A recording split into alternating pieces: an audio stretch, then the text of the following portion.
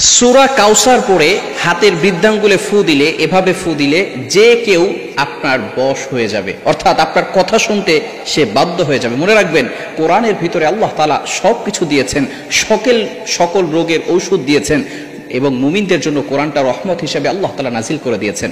আল্লাহ তাআলা পবিত্র কোরআনুল কারীমের ভিতরে নিজেই বলে দিয়েছেন। আপনি পবিত্র কোরআনুল কারীম খুলেন, 15 নম্বর পারা 9 নম্বর পৃষ্ঠার 2 নম্বর লাইন, সূরা বানী ইসরাঈলের 82 নম্বর আয়াতে রব্বুল আলামিন বলেন, ওয়ানুনাজ্জিলু মিনাল কুরআনি মা হুয়া শিফাউন ওয়া রাহমাতুল লিল মুমিনিন।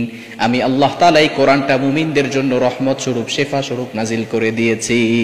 কোরআনের ভিতরে আল্লাহ তাআলা সবকিছু দিয়েছেন। অনেক সময় স্ত্রী স্বামীকে বাধ্য করতে চায়, স্বামী পরকীয়ায় লিপ্ত হয়ে যায়, স্বামী অবৈধ সম্পর্কে চলে যায়, স্বামী মদ খায়, হারাম কাজ করে, অন্যায় কাজ করে, সুদ খায়, ঘুষ খায়, স্ত্রী অনেক কথা বলে, স্বামী কোনো কথা শোনে না।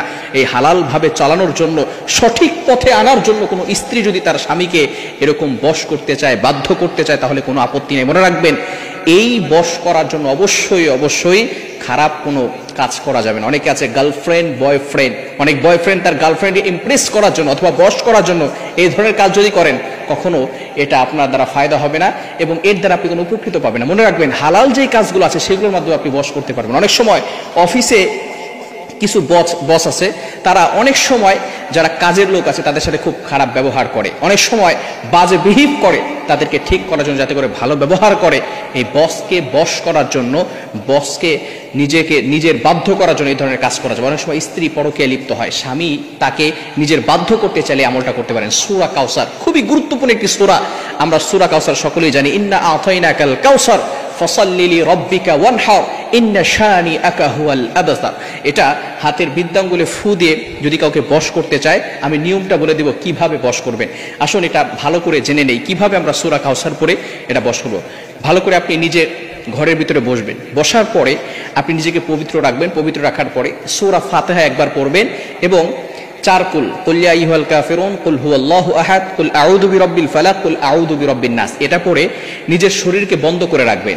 এরপরে আপনি দুরূদ শরীফ 3 বার পাঠ করবেন। 3 বার দুরূদ শরীফ, দুরূদ ইব্রাহিম যেটা আছে সেই দুরূদ শরীফ পড়তে পারেন। এটা পড়ার পরে আপনি সূরা কাউসার আউযু বিল্লাহ বিসমিল্লাহ সহকারে 21 বার পড়বেন। 21 বার পড়ার পরে আপনার এভাবে হাত রাখবেন, এই যে এখানে বৃদ্ধাঙ্গুলটা রেখে 21 বার পরে সূরা ফাতিহা পড়বেন।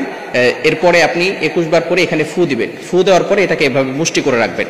এরপরে আপনি যাকে বাধ্য করতে যাচ্ছেন, কোনো স্বামী অথবা কোনো স্ত্রী যদি তার স্বামীকে বাধ্য করতে চায়, স্বামীর মা বাবার নাম নিয়ে এবং স্বামীর নাম নিয়ে এখানে সে মনে মনে চিন্তা করবে, স্বামীর নাম 7 বার নিয়ে মনে মনে চিন্তা করবে যে আমি তাকে বাধ্য করতে চাচ্ছি, আমি তাকে হালালভাবে বশ করতে চাচ্ছি। এটা মনে করে সে আঙ্গুলটাকে তার স্বামী মনে করে এরপরে সে এটাকে বশ করার জন্য এভাবে চাপ দিয়ে ধরে রাখবে। কিছু সময় ধরে রাখার পরে এরপরে সে দুরূদ শরীফ আবার 3 বার পাঠ করবে।